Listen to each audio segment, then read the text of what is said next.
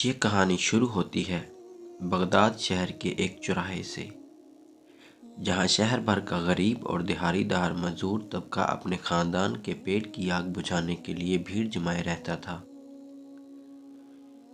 اس شہر بغداد میں ایک امیر شخص رہتا تھا جس کا نام ہاشم تھا۔ ہاشم کو گاہے بگاہے کام کروانے کے لیے کسی نہ کسی دہاڑی دار مزدور کی ضرورت رہتی تھی۔ ایک دن ہاشم اس نیت سے چوراہے پر پہنچا کہ کوئی مزدور مل جائے جس سے وہ آج کے دن کا کام کروا سکے۔ چوراہے پر لگی مزدوروں کی بھیڑ یوں ایک سمت سے دوسری سمت جاتی تھی جیسے سمندر کی لہریں ہوں، جو بار بار ساحل سے ٹکرا کر واپس آ جاتی ہیں۔ اور پھر جیسے ہی کوئی دولت مند کسی مزدور کے تلاش میں آتا، چوراہے سے ایک سے بڑھ کر ایک اونچی آواز آتی کہ جناب میں حاضر ہوں، میں حاضر ہوں۔ ہاشم کو چوراہے پر مزدوروں کی اس حالت پر بڑا ترس آیا، مگر ساتھ ہی اسے تعجب بھی بہت ہوا، کیونکہ مزدوروں کے اس بھیڑ میں ایک ایسا مزدور بھی تھا جو بالکل چپ چاپ ایک جگہ بیٹھا ہوا تھا۔ چہرے سے معلوم ہوتا تھا کہ یہ بالکل پر یقین ہے کہ اس کا خریدار خود اس کے پاس چل کر آئے گا۔ ہاشم سیدھا اس نوجوان کے پاس گیا اور کہنے لگا، کیا تمہیں کام کی ضرورت ہے؟ نوجوان بولا، میں آپ کا کام ضرور کروں گا، اگر میں اس چوراہے پر بیٹھا ہوں تو کام کے لیے ہی بیٹھا ہوں، مگر میں دہاڑی کے 50 درہم لوں گا، کیا آپ کو منظور ہے؟ ہاشم حیران ہو کر بولا، 50 درہم؟ یہ تو بہت زیادہ ہے، باقی مزدور تو صرف 5 درہم لیتے ہیں، آخر تم ایسا کیا کرتے ہو کہ جس کے میں تمہیں 50 درہم دوں؟ نوجوان بولا، اگر آپ کو منظور نہیں تو 5 درہم والے مزدوروں کی بھرمار لگی ہوئی ہے، آپ انہی میں سے کسی کو کام کے لیے لے جائیے۔ ہاشم کو بڑا تجسس ہوا، پھر کچھ سوچ کر بولا، اچھا ٹھیک ہے، مجھے منظور ہے۔ نوجوان بولا، ذرا رکیے، میری کچھ شرائط بھی ہیں، ان کی منظوری کے بغیر میں کبھی مزدوری پر نہیں جاتا۔ ہاشم حیرت سے بولا، کیا کہا؟ اے نوجوان، شرطیں تو مالکوں کی ہوتی ہیں، اور اس حساب سے شرطیں لگانے کا اصل حقدار میں ہی ہوں۔ نوجوان بولا، اگر آپ میری شرائط منظور نہیں کرتے تو میں آپ کے ساتھ ہرگز نہیں جاؤں گا۔ ہاشم بولا، اچھا ٹھیک ہے، ذرا بتاؤ کہ تمہاری شرطیں کیا ہیں؟ نوجوان بولا، میری پہلی شرط یہ ہے کہ میرے بارے میں آپ مجھ سے کوئی سوال نہیں کریں گے۔ میری دوسری شرط یہ ہے کہ جیسے ہی اذان ہوئی تو اس وقت سے لے کر نماز پڑھنے تک میں آپ کا مزدور نہیں رہوں گا، اور اس دوران میں آپ کی کوئی بات نہیں مانوں گا، اور نہ ہی آپ مجھ پر کوئی حکم چلانے کے مجاز ہوں گے۔ میری تیسری شرط یہ ہے کہ اگر آپ نے مجھ سے کوئی سوال کیا تو میری مرضی ہوگی کہ میں آپ کے اس سوال کا جواب دوں یا نہ دوں۔ ہاشم یہ سن کر مسکرا کر بولا، بڑے ہی انوکھے دہاڑی دار ہو، ویسے چلو مجھے یہ بھی منظور ہے، اب اپنا سامان لو اور کام پر چلو۔ چنانچہ ہاشم اور وہ نوجوان چلتے چلتے ہاشم کے گھر پہنچ گئے۔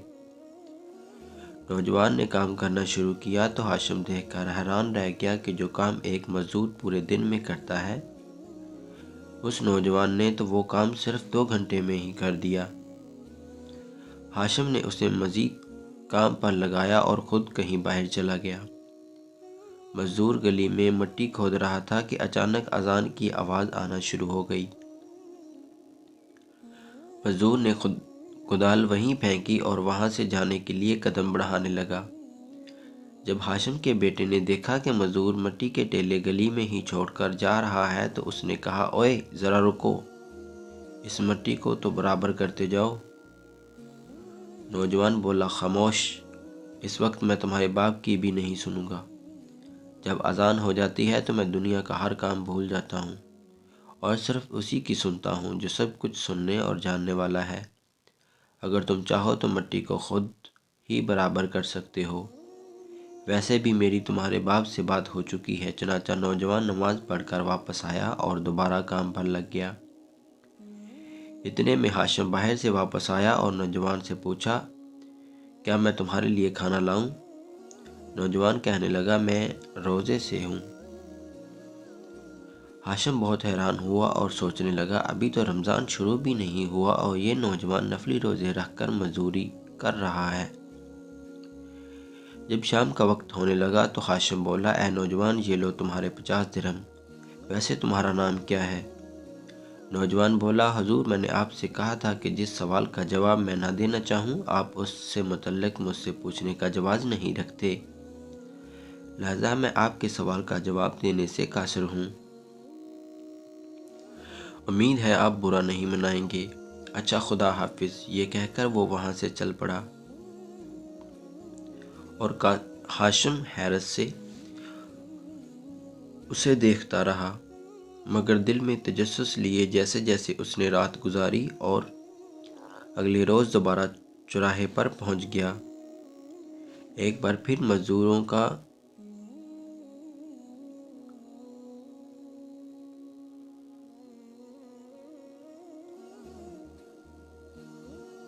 سمندر دن بھر کے مالک کی تلاش میں شور برپا کر رہا تھا، مگر آج وہ نوجوان مزدور وہاں موجود نہیں تھا۔ ہاشم نے دوسرے مزدوروں سے پوچھا تو ان میں سے ایک نے بتایا کہ حضور، وہ صرف پیر اور ہفتے والے دن ہی کام پہ آتا ہے۔ یہ سننے کے بعد ہاشم وہاں سے گھر کی طرف چل پڑا۔ ابھی وہ کچھ ہی دیر چلا ہوگا کہ ایک بوڑھے آدمی نے پیچھے سے آواز دی، بیٹا ذرا بات سنو۔ یہ ایک انتہائی ضعیف شخص کی آواز تھی۔ جب وہ مشکل سے چل پا رہا تھا، اس ضعیف شخص نے کہا، کیا آپ مجھے کنویں والے درخت کے پاس چھوڑ دیں گے؟ ہاشم بولا، جی ضرور چھوڑ دوں گا، مگر آپ وہاں کیوں جانا چاہتے ہیں؟ ضعیف آدمی بولا، دراصل میرا بیٹا کافی عرصے سے بیمار ہے اور آج میرے بیٹے کی دوا ختم ہو گئی ہے، مگر مجھے ذرا برابر بھی کوئی غم نہیں ہے، کیونکہ مجھے اس بات کا یقین ہے کہ اللہ نے میرے بیٹے کے لیے ہفتے بھر کی دوا کا بندوبست کر رکھا ہے۔ تم بس مجھے وہاں پہنچا دو، خدا تمہیں اس نیکی کا اجر دے گا۔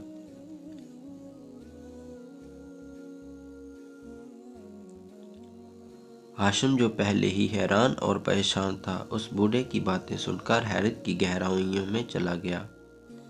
اس نے صحیح شخص کو کنویں کے درخت کے پاس چھوڑا اور خود ایک طرف چھپ کر دیکھنے لگا کہ آخر میں بھی تو دیکھوں کہ ضعیف شخص کو دوا کہاں سے پہنچتی ہے۔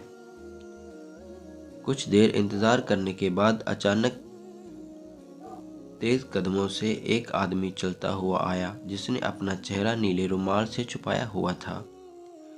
وہ آدمی وہاں پہنچا اور کہنے لگا، اے بزرگوار، مجھے معاف کرنا، آج ذرا دیر ہو گئی۔ اس آدمی نے ادویات کا تھیلا اس ضعیف شخص کو پکڑایا اور جانے کے لیے پلٹا ہی تھا کہ ضعیف شخص نے اس کا ہاتھ پکڑ لیا اور بولا، اے خدا کے نیک بندے، مجھے اپنا چہرہ تو دکھاؤ، میں اپنے محسن کو اپنی آنکھوں سے دیکھ کر دعا دینا چاہتا ہوں۔ نیلے رومال والا آدمی بولا، اے بزرگوار، یقین مانیں، اس میں میرا کوئی کمال نہیں، بس یہی سمجھ لیں کہ اس نیلے رومال والے کو آپ کی مدد کے لیے وسیلہ بنا کر بھیجا ہے۔ یہ کہتے ہی نیلے رومال والا وہاں سے واپس چلا گیا۔ ہاشم چھپ کر یہ سارا ماجرا دیکھ رہا تھا اور ایک لمحے کے لیے تو بھول ہی گیا کہ وہ تو اس نوجوان مزدور کی تلاش میں آیا تھا۔ وہ دوڑتا ہوا اس ضعیف شخص کے پاس گیا اور پوچھنے لگا کہ یہ آدمی کون تھا جو آپ کی بے لوث مدد کرنے آیا؟ ضعیف آدمی نے جواب دیا، میں اس آدمی کو نہیں جانتا، میں تو بس اتنا جانتا ہوں کہ جب بھی میرے بیٹے کی دوا ختم ہوتی ہے تو میں یہاں آ جاتا ہوں اور یہ نیلے رومال والا آدمی مجھے ہر دفعہ یہ دوا دے جاتا ہے۔ ہاشم نے ضعیف آدمی کو اس کے گھر چھوڑا اور واپس اپنے گھر آ گیا۔ اگلے روز وہ شہر کے چوراہے پر دوبارہ گیا اور اس نے دیکھا کہ واقعی وہ نوجوان مزدور وہاں موجود نہیں تھا، مگر آج ہاشم اس دہاڑی دار کے ساتھ ساتھ اس نیلے رومال والے آدمی کو بھی ڈھونڈ رہا تھا، مگر بے سود۔ دونوں میں سے کوئی بھی نہ ملا۔ وہ تجسس کے عالم میں بغداد کی گلی محلوں میں انہیں ڈھونڈنے لگا۔ اچانک اس نے محسوس کیا کہ ساتھ والے گھر سے کچھ بچوں کے چیخنے اور چلانے کی آوازیں آ رہی ہیں، اور ماں اپنے بچوں کو دلاسا دینے کی کوشش کر رہی ہے۔ وہ اپنے بچوں سے بار بار یہی کہہ رہی تھی کہ فکر نہ کرو، وہ ابھی آتا ہوگا۔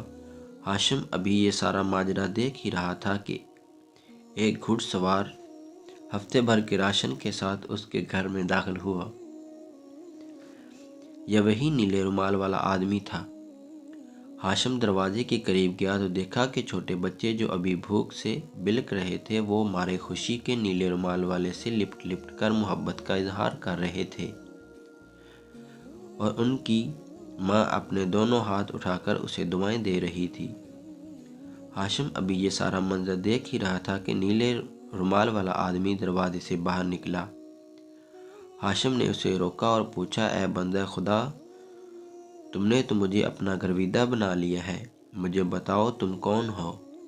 اگر تم مجھے اپنے ساتھ رکھ لو تو خدا کی قسم میں ساری عمر تمہاری غلامی کروں گا۔ نیلے رومال والے نے اس کی طرف ایک لمحے کے لیے بغور دیکھا، گویا اسے دیکھ کر مسکرا رہا ہو۔ دوسرے ہی لمحے وہ گھوڑے پر سوار ہوا اور بنا کچھ کہے وہاں سے ہوا کی طرح چلا گیا۔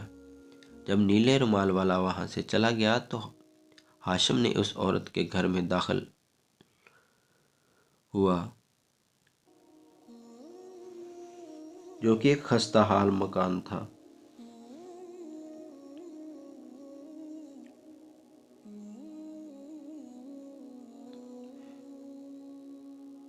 یہ ایک بیوہ عورت کا مکان ہے۔ ہاشم نے عورت سے پوچھا، کیا آپ کو معلوم ہے کہ یہ نیلے رومال والا شخص کون ہے؟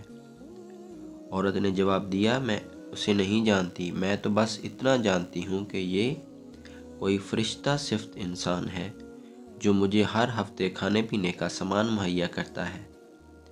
آج وہ معمول سے تھوڑی دیر سے آیا اور آج پہلی بار ایسا ہوا کہ میرے بچوں کے رونے کی آواز گلی تک پہنچ گئی، اور ہاں، اس سے پہلے ایسا کبھی نہیں ہوا کہ وہ ایک لمحے کے لیے بھی دیر سے آیا ہو۔ اتنا سننے کے بعد ہاشم وہاں سے پلٹا اور سوچوں کے ایک جہان میں کھویا ہوا گھر آ گیا۔ اگلے 2 دن بھی ہاشم کا یہی معمول رہا۔ وہ بغداد کی گلیوں اور بازاروں میں سے اس دہاڑی دار اور نیلے رومال والے کو تلاش کرتا رہتا، مگر ان کا کہیں اتا پتہ نہ مل سکا۔ ہفتے والے دن وہ چوراہے پر پہنچے اور دیکھا کہ وہ دہاڑی دار نوجوان وہاں موجود تھا۔ ہاشم سیدھا چلتا ہوا دہاڑی دار نوجوان کے پاس گیا اور کہنے لگا، میں نے تمہیں کہاں نہیں ڈھونڈا۔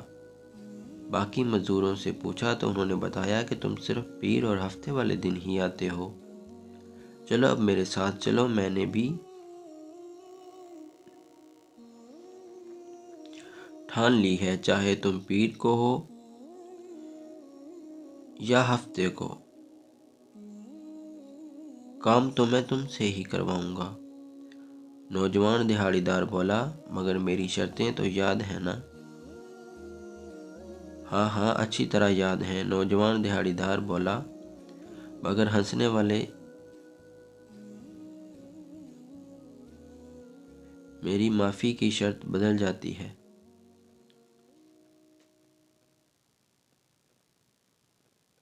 ہاشم مسکرا کر بولا، تو کیا تم اب ہفتے والے دن مجھ سے 50 کی بجائے 100 دینار لوگے؟ نوجوان دہاڑی دار بولا، نہیں، ہفتے والے دن میں صرف 3 دینار لیتا ہوں۔ ہاشم کہنے لگا، بھائی تمہاری شرطیں تو مجھے ہر بار حیران کر دیتی ہیں۔ کیا تم مجھے بتا سکتے ہو کہ تم پیر والے دن 50 لیتے ہو مگر ہفتے والے دن صرف 3؟ آخر ایسا کیوں؟ نوجوان دہاڑی دار हाशिम को बोला, हुजूर मैंने आपसे कहा था कि जिस सवाल का जवाब मैं ना देना चाहूँ नहीं दूंगा। चुनाचे हाशिम ने उस दिहाड़ीदार मजदूर को अपने साथ लिया और घर जाकर काम पर लगा दिया। अगले कई महीनों तक यही सिलसिला चलता रहा। हाशिम हर पीर और हफ्ते को चौराहे पर जाता और नौजवान दिहाड़ीदार हर बार अपनी शर्तें याद करवाता। हाशिम हर बार उसकी शर्तें सुनने के बाद उससे ही काम करवाता। इस दौरान वो बगदाद के गली बाजारों में भी घूमता रहा और अक्सर औकात उस नीले रुमाल वाला आदमी से भी उसकी मुलाकात होती रहती। हर बार उसे किसी न किसी मजबूर और लाचार की मदद करते हुए पाता। उसने कई बार उसे रोककर पूछने की कोशिश की कि आखिर वो कौन है और कहाँ से आता है, मगर हर बार वो आदमी उसे कुछ लम्हे के लिए देखने के बाद वहाँ से चला जाता। एक रोज़ हाशिम चौराहे पर उसी दिहाड़ीदार मजदूर को लेने गया तो उसे वहाँ ना पाया। उसने दूसरे मजदूरों से पूछा तो उन्होंने बताया कि हुजूर आज वो नहीं आया। हाशिम ने पूछा कि क्यों नहीं आया। मजदूरों ने जवाब दिया, हुजूर आज उसकी तबीयत नासाज है, मगर उससे आपके लिए एक पैगाम भेजा है कि फलां गली की नुक्कड़ पर उस नाचीज़ का मकान है। हुजूर उसने कहा था कि वहाँ आपका इंतज़ार करेगा। हाशिम ने जब ये सुना तो दौड़ता हुआ उस मकान की तरफ गया। वहाँ पहुंचकर उसने दस्तक दी तो अंदर से आवाज़ आई, हुजूर अंदर आ जाएं, दरवाज़ा खुला है। हाशिम जब अंदर गया तो देखा कि दिहाड़ीदार की हालत बहुत गैर थी और जिस्म कांप रहा था। दिहाड़ीदार नौजवान ने कहा, हुजूर मौत बरहक है, कोई नहीं जानता कि मौत कब आ जाए। मुझे लगता है कि मेरा वक्त आन पहुंचा है। अगर आज रात मेरा इंतकाल हो गया तो हुजूर आपसे दरख्वास्त है कि मेरे मरने के बाद मेरे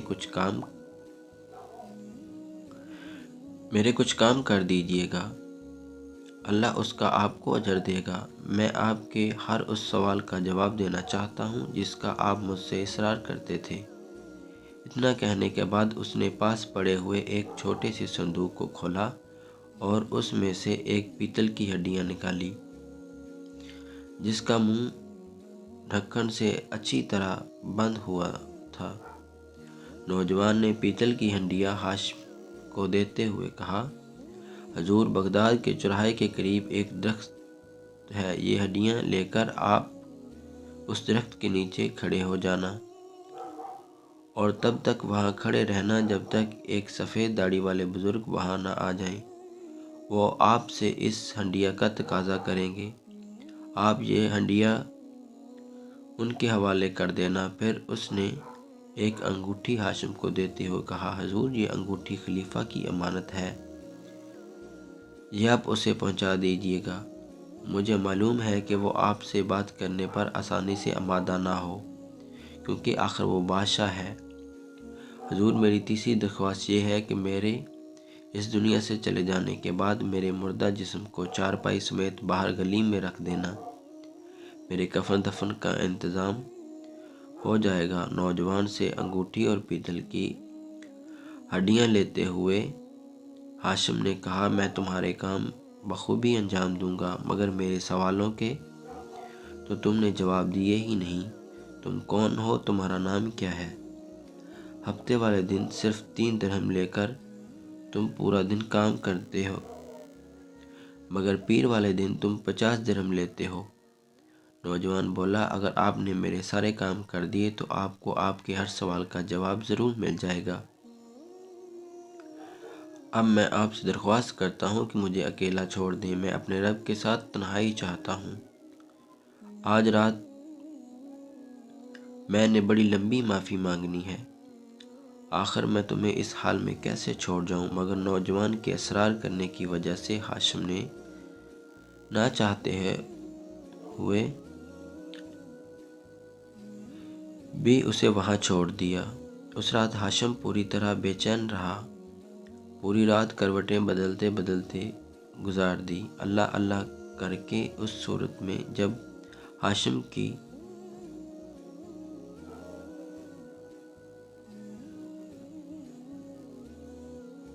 جب شفق کی سرخی بکھیری تو اس نے فوراً نوجوان دہاڑی دار کے گھر کی طرف دوڑ لگا دی۔ جب وہ وہاں پہنچا تو دیکھا کہ دروازہ تو پہلے سے ہی کھلا ہے۔ ہاشم گھر کے اندر داخل ہوا تو خوشگوار ہوا کے جھونکے اس کا استقبال کر رہے تھے۔ جب کمرے میں جا کر دیکھا تو پتہ چلا کہ نوجوان کی تو روح پرواز کر چکی ہے۔ ہاشم کی آنکھیں اس منظر کو دیکھ کر تربتر ہو گئیں۔ اس نے وصیت کے مطابق نوجوان کے جنازے کو باہر گلی میں رکھ دیا اور تیزی کے ساتھ دوڑتا ہوا چوراہے کی طرف بھاگا اور ہڈیاں لے کر اس درخت کے پاس کھڑا ہو گیا جس درخت کا اس نوجوان نے ذکر کیا تھا۔ کچھ ہی دیر بعد لوگوں کا تانا بندھنے لگا۔ وہ سب کے سب لوگ غریب اور بدحال تھے۔ ہاشم ان سب کو دیکھ کر حیران رہ گیا کہ آخر لوگ یہاں کیوں جمع ہونا شروع ہو گئے۔ وہ سب کے سب افسردہ چہروں کے ساتھ اس پیتل کی ہڈیاں کو دیکھ رہے تھے۔ کچھ ہی دیر بعد ایک سفید داڑھی والے بزرگ وہاں آئے اور ہاشم سے ہڈیاں لینے کے لیے ہاتھ آگے بڑھایا۔ ہاشم نے ہڈیاں اور بزرگ کے حوالے کر دیں۔ بزرگ نے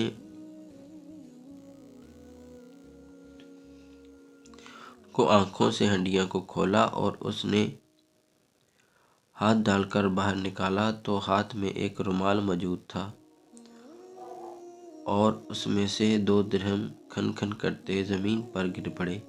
در حقیقت یہ وہی نیلا رومال تھا جس سے غریبوں کا مددگار انسان اپنا چہرہ ڈھانپنے کے لیے استعمال کرتا تھا۔ بزرگ کے ہاتھ میں نیلا رومال دیکھتے ہی چوراہا چیخ و پکار اور آہ و بکا سے گونج اٹھا۔ چوراہے پر کوئی بھی شخص ایسا نہ تھا جس کی آنکھوں میں آنسو نہ ہوں۔ ہاشم نے جب یہ سارا منظر دیکھا تو اپنے بہتے آنسوؤں کو روک نہ سکا۔ اس پر یہ راز کھل چکا تھا کہ وہی نوجوان دہاڑی دار دراصل نیلے رومال والا آدمی تھا۔ سفید داڑھی والے بزرگ نے ہاشم کی طرف دیکھتے ہوئے کہا، تم صحیح سمجھے، یہ وہی اللہ والا نوجوان ہے جو ہفتے میں 2 دفعہ مزدوری کرتا تھا، پیر کو 50 درہم لے کر غریبوں کی مدد کرتا اور ہفتے کو جو 3 درہم لیتا اس سے پورا ہفتہ خود گزارا کرتا تھا، اور جس دن بھی یہ فارغ ہوتا یہ صرف اللہ کی یاد میں رہتا تھا، اور اس رومال میں سے نیچے گرنے والے 2 درہم جو تم نے دیکھے یہ وہ اپنے کفن دفن کے لیے چھوڑ گیا ہے۔ جن لوگوں کی وہ مدد کیا کرتا تھا ان سب کو اس نے بتا رکھا تھا کہ اگر کسی دن میں تمہاری مدد کے لیے نہ آؤں تو تم سب لوگ اس چوراہے پر اس درخت کے قریب اکٹھے ہو جانا۔ اگر تم لوگوں کو یہ ہڈیاں اور رومال مل گیا تو سمجھ جانا کہ میں اس دنیا سے چلا گیا ہوں۔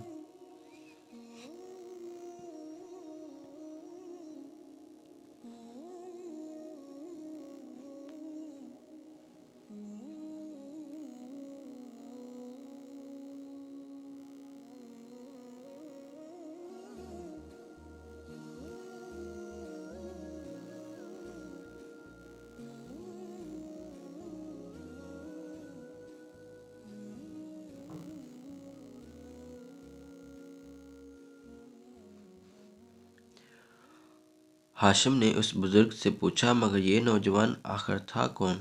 تو اس کا والی وارث بھی تھا کہ نہیں؟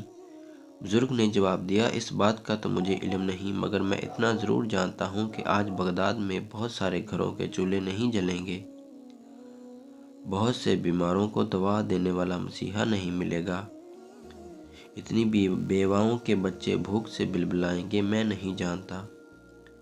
اس کے بعد سارے کا سارا مجمع زاروں قطار روتے ہوئے اس نوجوان کے گھر پہنچا جہاں گلی میں اس نوجوان کا جنازہ انتظار کر رہا تھا۔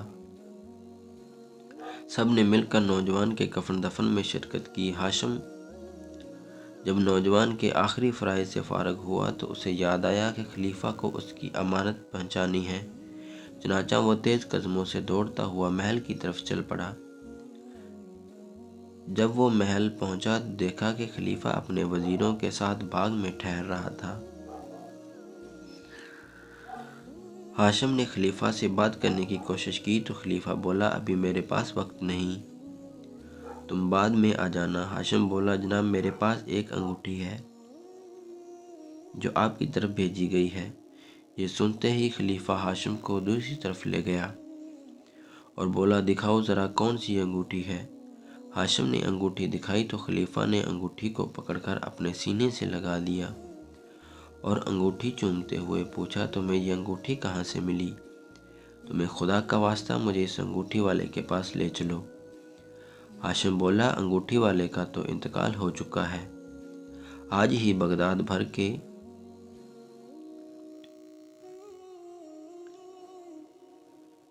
لوگوں نے اسے دفنایا ہے۔ یہ سنتے ہی خلیفہ دھاڑے مار مار کر رونے لگا اور ہاشم سے کہا کہ مجھے اس کی قبر پر لے چلو۔ خلیفہ ننگے پیروں بغداد کی گلیوں میں دوڑتا ہوا نوجوان کی قبر سے جا کر لپٹ گیا اور روتے ہوئے کہنے لگا میں نے تمہیں کہاں کہاں نہیں ڈھونڈا مگر تم نہیں ملے، اور اگر اب تم مل گئے تو کس حال میں ملے؟ ہاشم نے پوچھا حضور آپ اس نوجوان کی موت پر اتنے غمزدہ کیوں ہیں؟ خلیفہ بولا یہ جو قبر تم دیکھ رہے ہو یہ میرے بیٹے کی قبر ہے۔ دراصل یہ بچپن سے ہی ایک بزرگ کے پاس جایا کرتا تھا اور پورا دن اللہ تعالیٰ کی عبادت میں گزار دیتا تھا۔ اس نے مجھے کتنی بار سمجھایا کہ میں دنیا کے مال و اسباب کے پیچھے نہ بھاگوں، کئی بار اس نے مجھے تاکید بھی کی کہ اگر میں یوں ہی دنیا کا مال و اسباب جمع کرتا رہا تو وہ مجھے چھوڑ کر چلا جائے گا۔ یہ کہتا ابا حضور اتنے گناہ مت کمائیے جس کا بعد میں حساب نہ دیا جا سکے، مگر میں نے اس کی ایک نہ سنی۔ لوگ اپنی اولاد کو سمجھاتے ہیں مگر یہاں اولاد اپنے والدین کو سمجھا رہی تھی، مگر افسوس مجھ پہ اس کی باتوں کا کوئی اثر نہیں ہوا اور اس کی مجھے سزا ملی۔ اس نے مجھے سے منہ پھیر لیا اور مجھے ہمیشہ کے لیے چھوڑ کر چلا گیا، غربا کی طرح زندگی گزارنے لگا۔ اس کے بعد خلیفہ کافی عرصے تک اس نیک بزرگ کو ڈھونڈتا رہا اور آخرکار اسی چوراہے پر اسے درخت کے پاس اسی بزرگ کو کھڑے پایا۔ خلیفہ نے ایک بزرگ کے قدموں میں گر کر سچے دل سے توبہ کی۔ اس نے ان بزرگ سے کہا کہ لائیے وہ نیلا رومال مجھے دیجیے، آج کے بعد میرا بیٹا جو کام چھوڑ کر گیا تھا میں خود اسے جاری رکھوں گا۔ میں وعدہ کرتا ہوں کہ یہ نیلا رومال میں خود اپنے چہرے پر لپیٹوں گا اور ایک ایک غریب کے گھر جا کر اس کی مدد کروں گا۔ تو دوستو یہ کہانی آپ کو کیسی لگی؟ کمنٹس میں اپنے رائے کا اظہار کریں اور ہمارے چینل کو سبسکرائب ضرور کیجیے۔